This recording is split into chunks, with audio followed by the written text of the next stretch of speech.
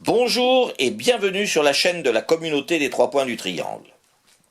Nous allions reprendre le cours normal de nos émissions lorsque certains d'entre vous, en utilisant, à bon escient, la méthode AC2D, nous ont fait des remarques fort intéressantes.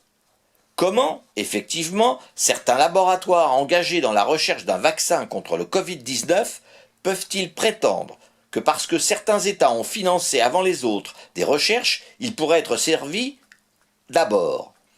D'autant que malgré un retour en arrière sur cette information, ces derniers laissent sous-entendre qu'il faudrait que l'Europe mette aussi la main au portefeuille. La preuve que l'argent est bien le mobile et non le bien-être des peuples. Cela ne fait aucun doute. Et nous comprenons la réaction de ceux qui nous ont contactés. Mais en y regardant de plus près, nous constatons que certains États ont fait cette demande début janvier. Or, à ce moment-là, rien ne présageait de la présence du virus dans ces pays. Alors comment expliquer la décision d'engager de telles recherches? Était-il au courant de ce qui allait arriver? Pourquoi ne pas avoir devancé le risque en protégeant les populations? Des accusations de certains médias parlant de complotistes sont-elles totalement justifiées? Ou bien avez-vous devant vous que la partie visible de l'iceberg? Les cafouillages successifs d'un certain nombre d'États, la volonté de dire qu'il n'y avait aucun traitement disponible, alors que cela est totalement faux. En effet, et en éliminant volontairement l'hydroxychloroquine, seul le traitement de l'IHU de Marseille utilisant conjointement avec l'azithromycine, il ressort que la famille des macrolides sont des virucides parfaitement efficaces contre les pneumonies graves. Il existe donc bien des traitements efficaces qui, s'ils sont prescrits dès le début, permettent d'éviter un nombre de décès important. Et cela a été prouvé par de nombreux médecins ayant utilisé des antibiotiques de la famille des macrolides et autres que l'azithromycine. La question est donc, pourquoi on a fait obstacle à ces derniers en prétendant qu'il n'y avait aucun traitement au Covid-19? Devons-nous confirmer que ces médicaments sont utilisés depuis longtemps et donc qu'ils ne coûtent pratiquement rien, renforçant l'idée non complotiste que derrière tout cela se cache une question de rentabilité? Car c'est bien de cela dont il s'agit. Produire de nouveaux médicaments permet de générer de gros profits. Utiliser des médicaments existants n'est pas rentable. Et surtout, dès l'instant où un patient guérit, il sort du circuit de consommation. Devez-vous en déduire que l'on tend à vous faire consommer du médicament dans le but non avouable de faire des profits? Il semblerait que des entités dont le seul but est le profit tentent de faire disparaître des médicaments efficaces et qui guérissent au profit d'autres beaucoup moins efficaces mais qui poussent à la consommation et donc à de nombreux profits. Vous pensez que c'est une théorie du complot?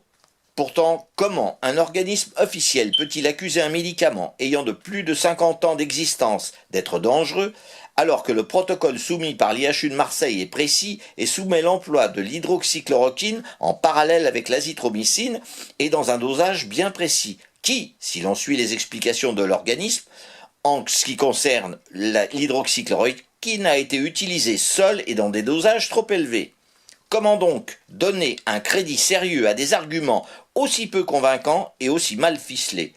On a la sensation d'un acharnement ayant d'autres objectifs que celui de sauver des patients.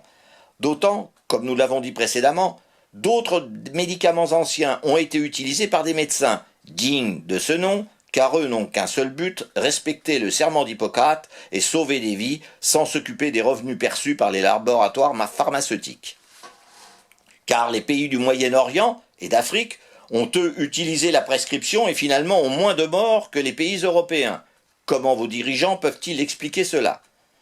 D'ailleurs, le dit organisme prétend qu'il y a une forte baisse de son utilisation en ville comme à l'hôpital. Pour la ville, cela est évident, puisque par décret de mars 2020, le gouvernement a fait classer l'hydroxychloroquine comme médicament dangereux et a interdit aux médecins de ville de la prescrire, tout en interdisant aux pharmaciens de la délivrer, même avec une ordonnance. Alors c'est sûr, il y a forcément une baisse de consommation du médicament avec un tel cheminement, mais cela prouve au moins que ces déclarations ne reflètent pas la vérité. Et même qu'elles sont fortement orientées au point que l'on pourrait les comparer à des intentions complotistes, puisque l'on démontre sans aucune difficulté qu'elles sont volontairement mensongères. Voilà, nous estimons que nous vous avons apporté un maximum d'éléments qui vous permettent de constater l'utilité de la méthode AC2D, que le sujet du Covid-19 a été vu dans toutes les évidences qui en découlent, qu'il faut, comme vous dites, vous terriens, tourner la page. Pour autant, nous pensons que vous avez bien compris que vos élites et vos dirigeants n'essaient pas vraiment de vous dire toute la vérité. peut-être devrait-il bien réfléchir à ce sujet. Car bien que nous ne souhaitions pas, jusqu'à présent, nous immiscer directement dans la gestion de votre monde, nous pourrions nous aussi changer d'avis et revoir l'avenir tout autre que celle que nous envisagions initialement. Sachez en tout cas que nous restons à l'écoute des peuples de la Terre et que nous ferons tout pour vous laisser le plus libre possible dans vos choix. À bientôt sur notre chaîne.